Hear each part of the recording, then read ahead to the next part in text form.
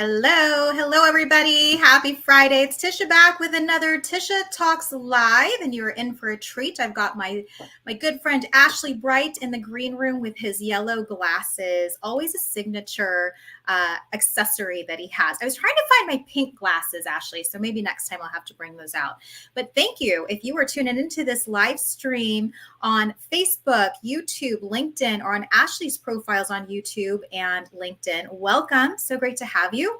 If you've never been a part of Tisha Talks Live, this is an opportunity where I get to meet entrepreneurs and business professionals all around the world, share their stories, share their valuable insight to help you be a better business owner. And today we're going to be talking about vulnerability and how vulnerability is your superpower. So again, if you're watching this live, great to have you. If you're catching the replay, awesome. Love that you're going back because this is being recorded. You can always find it on any one of our profiles.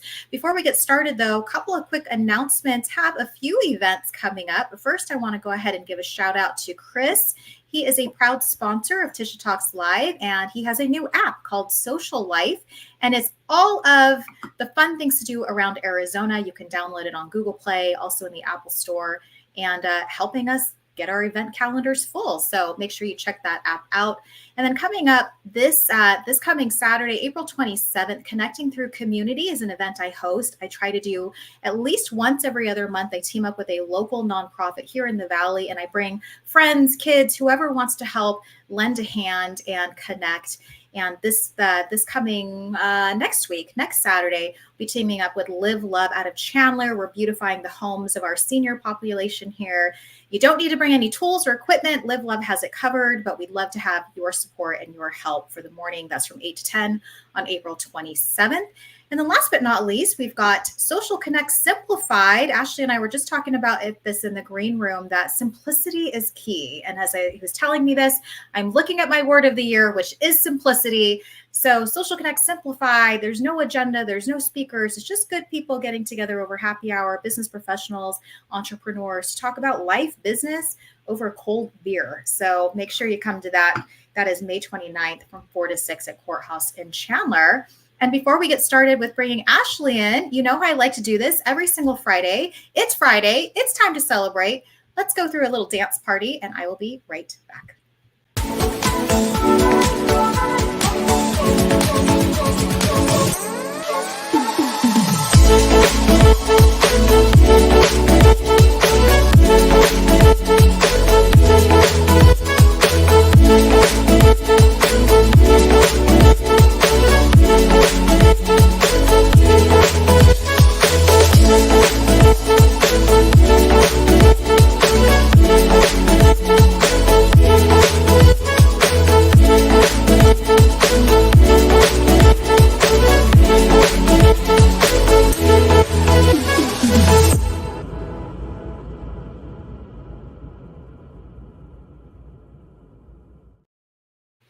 Hey, welcome back. I hope you enjoyed that little dance party to get your Friday started. Hey, I'm looking at LinkedIn right now, and we have 15 people joining us. Hey, don't be shy. Say hello. Tell us where you're from. If you have any questions while we're in this broadcast, make sure to ask those questions. And let's go ahead and bring in my dear friend Ashley. And before we get started with this, I want to check the comments line because we have quite a few comments coming in already. How about that, Ashley? Good stuff? That's great. Yeah, it's wonderful. Good stuff. All right, let's check these comments before we kick this off. Yes, Yolanda saying hello. Tisha Marie Pelletier. Hi. Yeah, you guys, I love these little emojis, Yolanda, that you just keep putting up, the little dancing emojis. So much fun. And then, of course, Royce saying, yay, it's Tisha time. Well, yep, you got it. 10:45 every Friday, unless I'm traveling. I do not do live streams when I travel, but every other time I will be here and ready to introduce you to all sorts of cool people.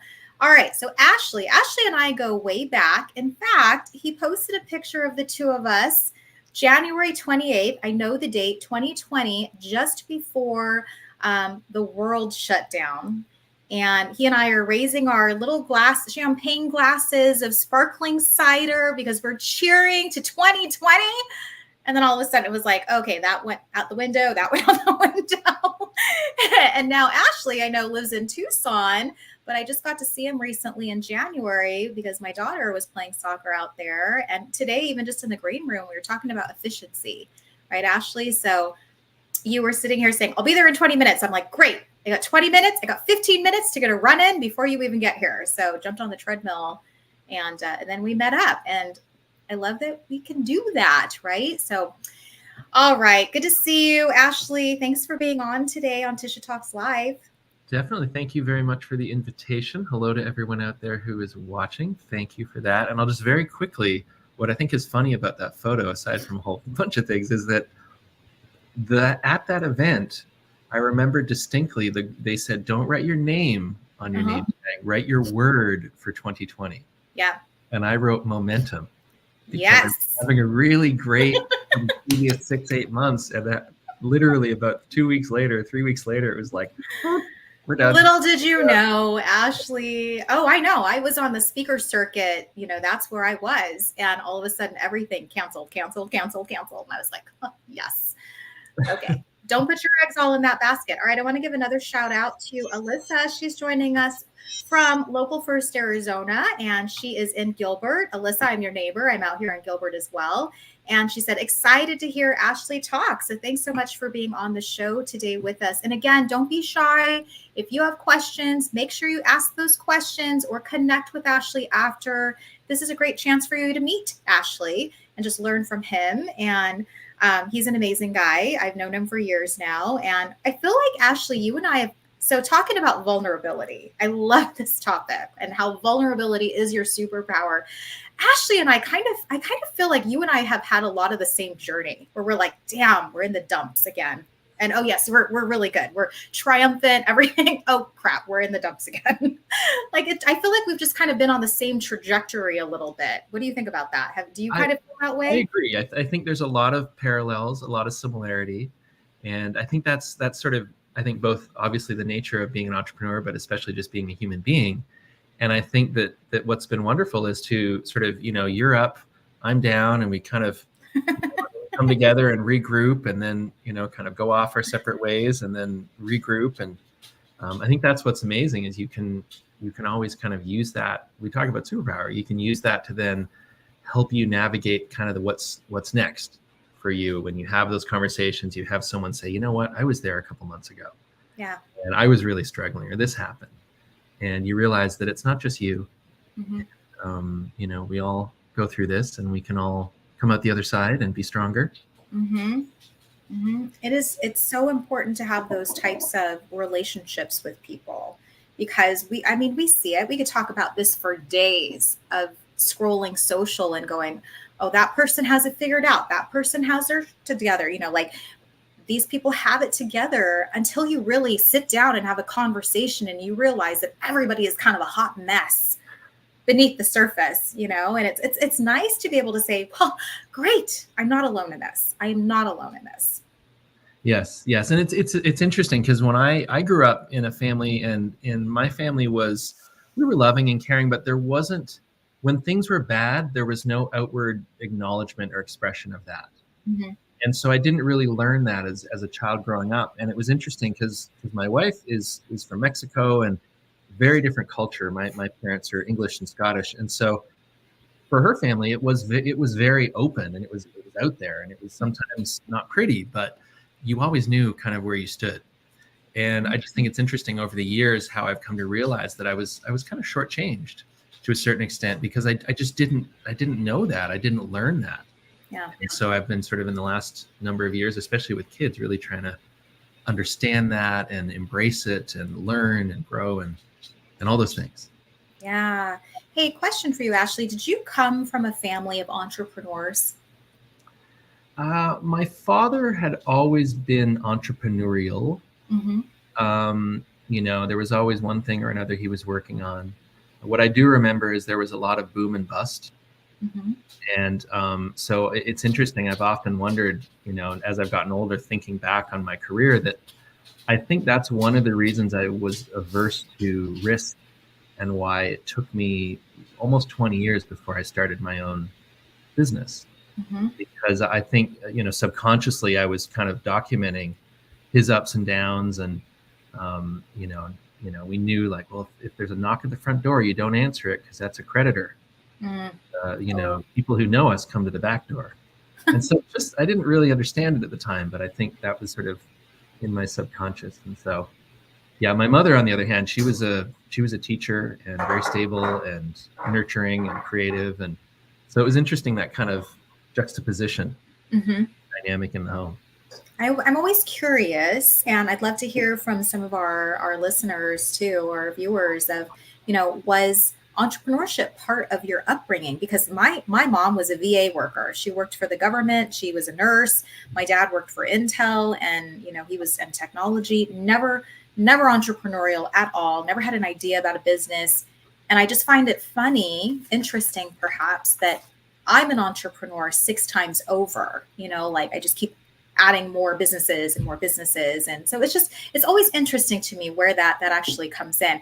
I want to give some shout outs to some new folks that are joining us. Hi, Diane. She says, hi, amazing new friends. I met Ashley at our Disrupt HR Tucson event.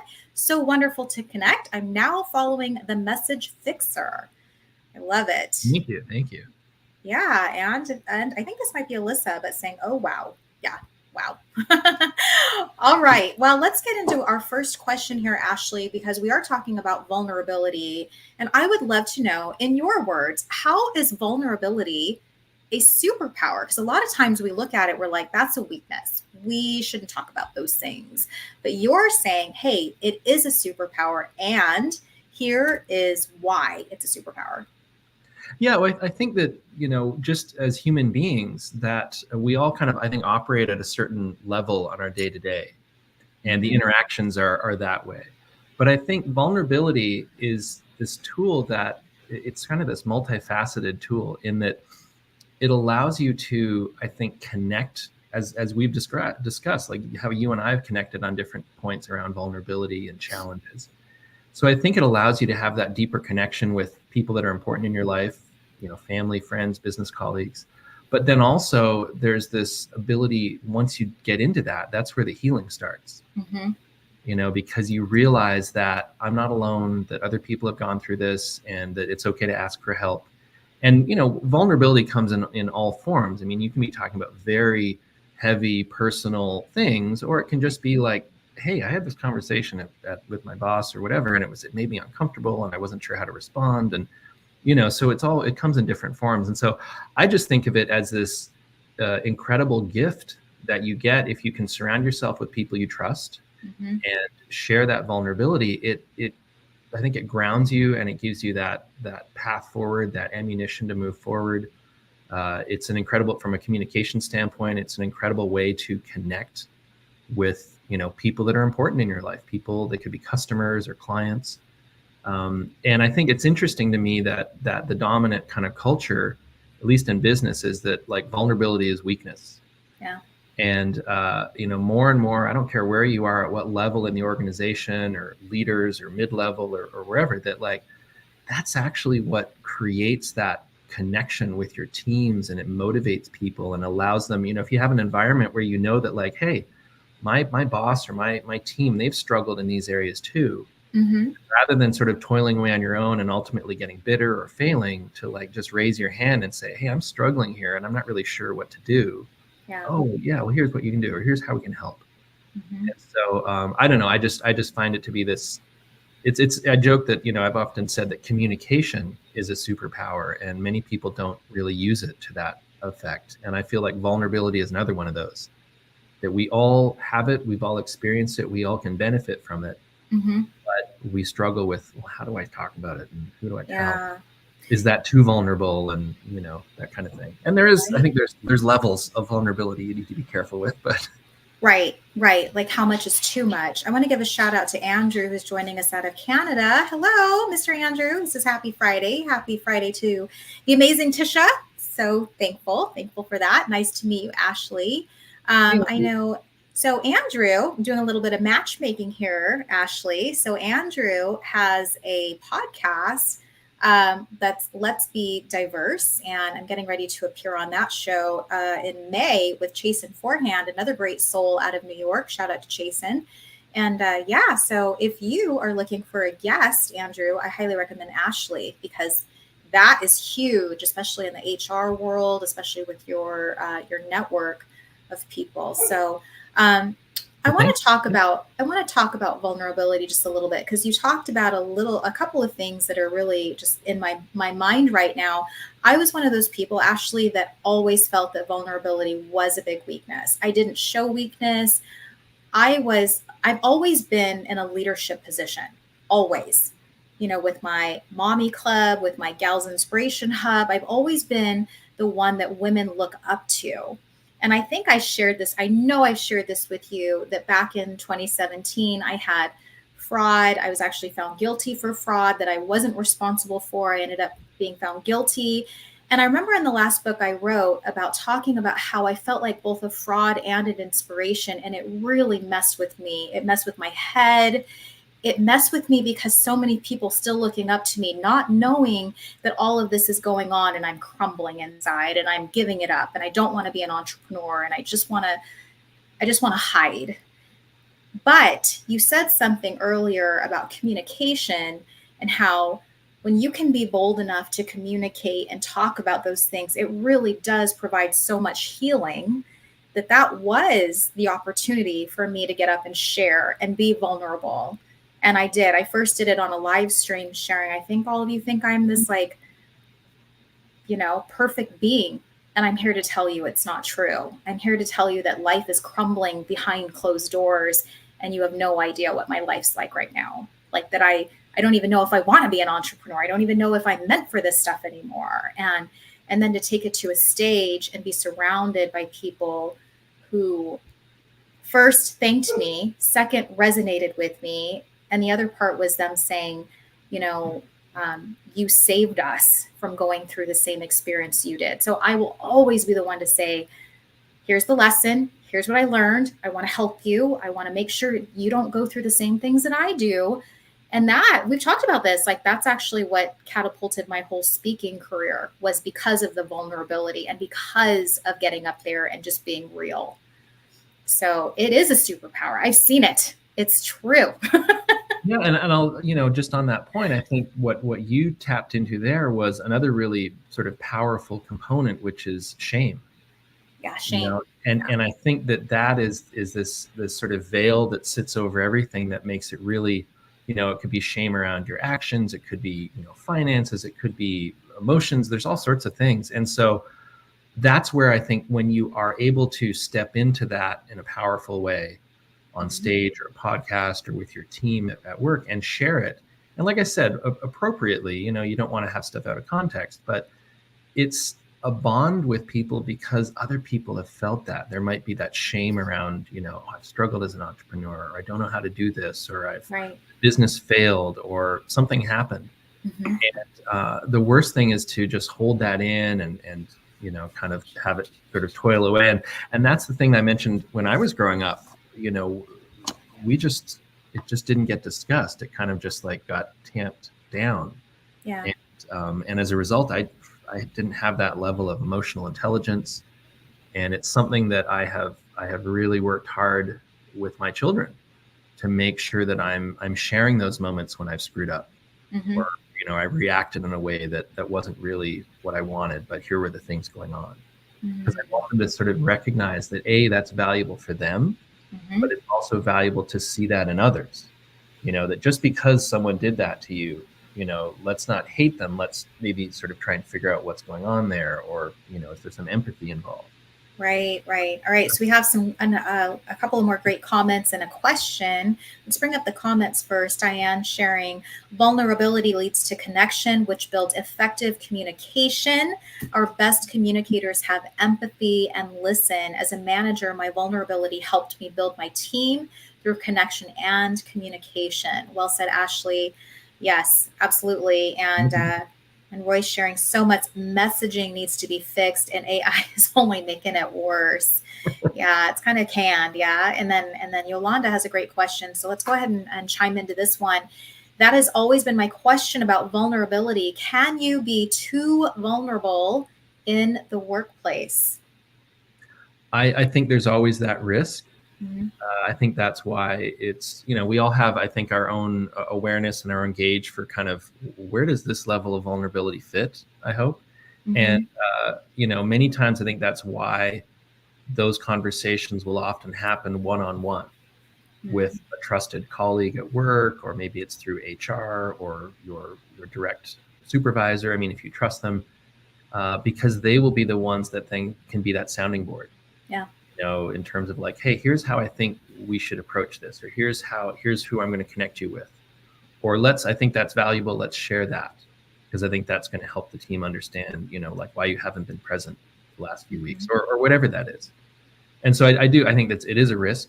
There's a time and a place, and I think a level of vulnerability, but I think it always starts with that initial conversation. And Mhm. for me, it always starts with my wife. She's my greatest cheerleader and my Yeah. confidant. And she's wonderful at being able to sort of say, like, okay, here's how I think we should move forward with this, or here's, speak to that person, or I think you should send them a message right now, or whatever that is. Because the Mhm. other thing too is many times that the thing that at least for me that I've spun around in my head, once I get that out in the open and someone else hears it, they go, no, that's actually not the end of the world. Like, you're beating yourself up over this, and it's really, not that big a deal. Yeah. And so I think that's another really valuable thing about being able to share that with people you trust. Right. Right. I agree. All right. Another question coming in from Andrew. It says, I am one of the most vulnerable people. Why do you think people struggle with vulnerability? Great question, Andrew. I'm thinking about that for a moment. Can I chime in while you're thinking about that too, Ashley? So, Andrew, I feel like people struggle with it too because I feel like we live in this society that you have to have it all together. Like, remember, we've all been kind of ingrained and taught that you can't show weakness. You've got to appear strong. And now we're saying no, like, we don't want the fake real. We want the real real. Right. And I struggled with that too, where I was like, geez, I felt like ladies that I was leading all the time put me on such a high pedestal that I was like, I don't even know how to get off this thing. How do I just become one with you? I don't want to be on top of the world leading from here. I just want you to view me as one of your own, that I know I'm going to make mistakes and I'm going to learn from those mistakes. And I shouldn't be ashamed.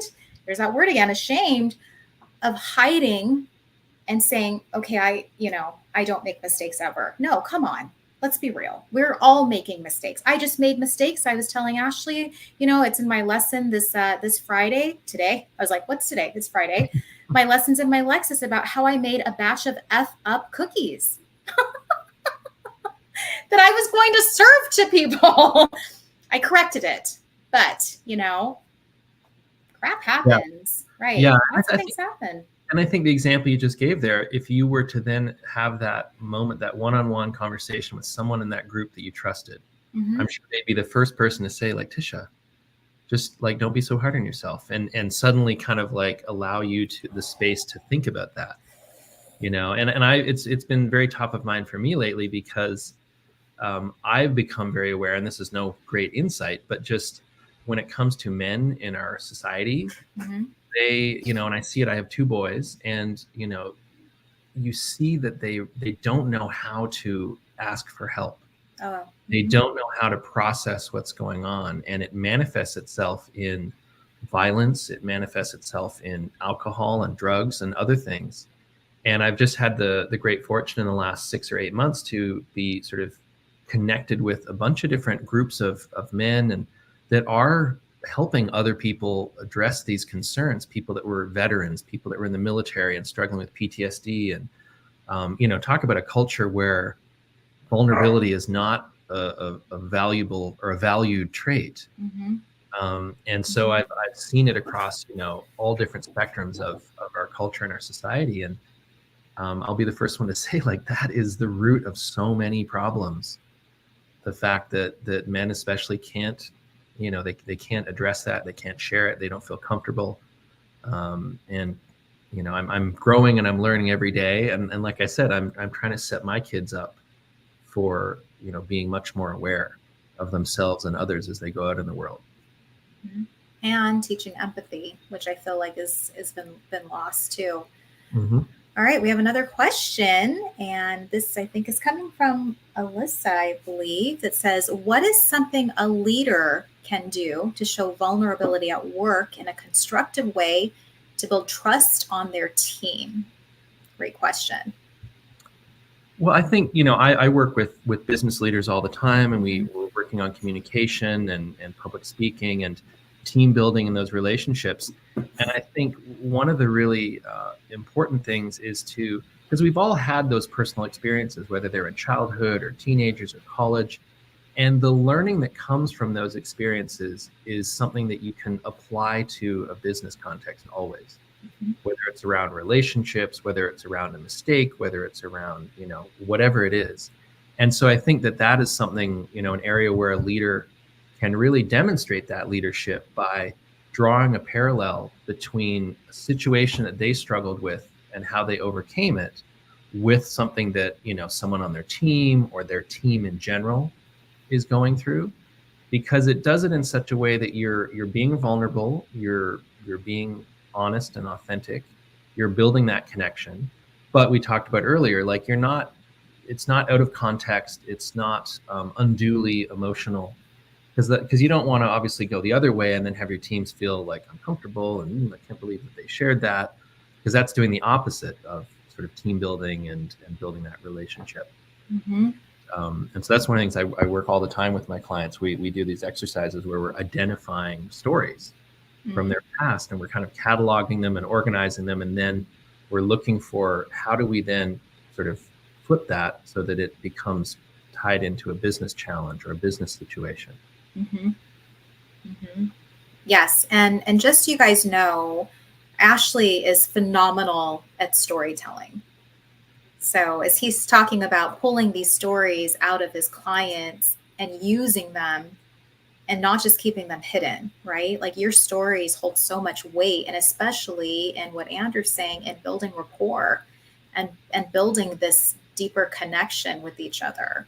Because some folks have gone through that same thing, and now they know that you have too.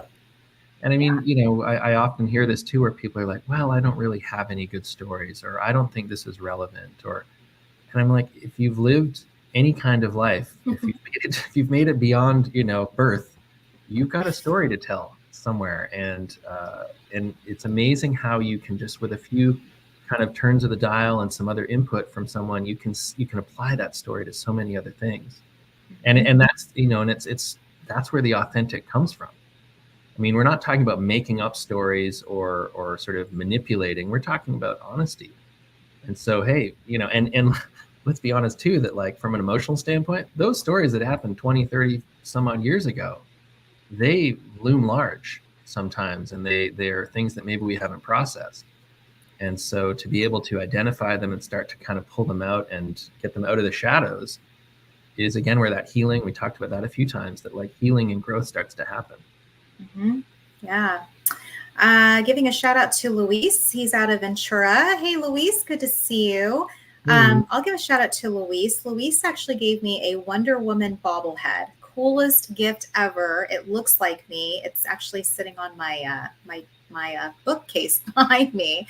But good to see you, Luis. And Alyssa's saying, ooh, I like that. Storytelling really resonates. And Alyssa, I want to share with you. So I mentioned earlier that I know a lot of you have seen some of the lessons in my Lexus, and I have been doing that for so many years. It was a Camry before, it was weekly reflections before, it was all of those things. But what I'm actually doing every single week is sharing a quick story of my life that happened recently. So whether it's my kids and me learning through them, or seeing them take initiative, or, getting over their passive aggressiveness, like my son, like this is, I mean, you got boys too, Ashley. My son had to go talk to his coach this week for soccer and was so scared, wrote it all out, role played with me, all this stuff. And then he did it. And I was like, how do you feel? He was like, it wasn't that bad. And I was like, oh. It wasn't that bad, but now I have this great story to share with him that you did this. And your Yeah. coach was so excited. He was like, good man, Caleb. Thank you for coming to me and telling me your concerns so we could address them together and I could help you. Yes. And who knows? Ugh. Caleb may that may be a story Caleb can leverage years from now in an adult or work situation where he's like, I remember this time I was terrified. And Oh my gosh, he made every excuse not to go talk to his coach, but talk to me and my husband and everybody else. And that's why I was like, oh gosh, you are passive, passive, passive. Great story. Proud mom, good kid, did it. His coach now knows his name and knows that he's got the cojones to go talk to him. Like, come on. Yeah, even Luis, he knows Caleb. Groovy story. yes, totally. Yes, totally. So, Alyssa, to your point, yeah, stories make such a difference. And even if you can take your story, even in a couple minutes, and just say, this is what's going on, this is what I learned, this is what I'd like to teach you, that's your legacy. Storytelling is your legacy. Oh yeah. Oh, big time. And I was just before we jumped on the air here, I was talking to Tisha about a book I just started reading. And this is an individual, very prominent, successful, all over social media, et cetera, et cetera. And the opening of this book was describing this like completely other world that he grew up in, where he's being chased by the police and, he's going to jail and, all these things. And it was like, I never knew anything about this, but it immediately connected me to him in terms of like, wow, this is a powerful driver for why he's been able to accomplish what he has and how he changed his life because this story, this experience that he had. Mm-hmm. Hopefully we don't all have to deal with those sort of stories, but we all have our own stories. Oh, I have a story, Ashley, about a cop. Don't we all have that story? Yes. It was quite a funny story. I remember I was driving my Camry, I had Mommy Club plastered all over my windows because I had the decal, and I was getting pulled over for a possible DUI, but it wasn't a DUI. I was just overly exhausted, mama. But I had to walk the line in front of this incredibly hot cop on a busy street where I'm like, oh my gosh. And of course I've got mom written all over my window. Dang it. There you go. That's another great story. Another great story. It's in my book. It's in the last book. Well, I wish we could have so much time, but I have another meeting to get to, and I want to be able to give you a shameless plug. Ashley, tell people how they can find you, what's a good place to do that, and what you've got coming up. Sure. So I'm on all of the popular social media platforms. Just look for or do hashtag the message fixer. Mm-hmm. You can also find more information on my website, themessagefixer.com. And in terms of what's upcoming, I've been doing a series of monthly virtual workshops on all sorts of topics: storytelling, overcoming resistance, how to create a pitch deck. And so those are every month, and the schedules kind of change a little bit, but keep an eye out for those. I always post when they're coming up, and I'd love for you to join and learn and use your stories to communicate more effectively and build those connections and important relationships. I love it. We don't call you the message fixer for nothing there, Ashley. So thank you. Hey, I want to say thanks so much. This has been so enlightening. I love that we could dive into some storytelling too. You guys are going to be like, oh my gosh, what else does this girl have? I really like this. Thank you, Andrew. That means the world to me. This is what I call parent leadership. Yes.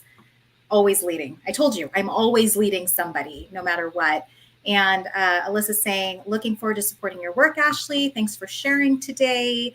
Great topic. I can tell, like, we've had plenty of people on this live stream just tuning in, even behind the rafters, listening, not commenting. So great topic. Ashley, I think I'll have to have you on for round 2 so we can dive into more of this conversation, because it is a topic that we need to get behind and show people that it's okay. It's okay. Don't keep it hidden. Don't keep it buried. But please share with son. Just like your son. It's We're building it up in our head. I know. I was like, was it a big deal? He's like, it wasn't a big deal. I was like, you see, it's not a big deal. You just make it that way. Open. Yes. The door's open. And you're right. Now the doors are open and we'll see. We'll see what happens. Well, thank you, my friend, for being on with me this Friday. And thanks again to everybody who tuned in live or are catching the replay. Always great to have you here. I'll be back next Friday with Annalise. We're talking about why you need a marketing partner. So make sure that you tune into that. And we will catch you back on another Tisha Talks Live. I hope you have a beautiful weekend and we'll see you next time. Thank you, everyone. And thank you, Tisha. Have a Yeah. wonderful Thank you.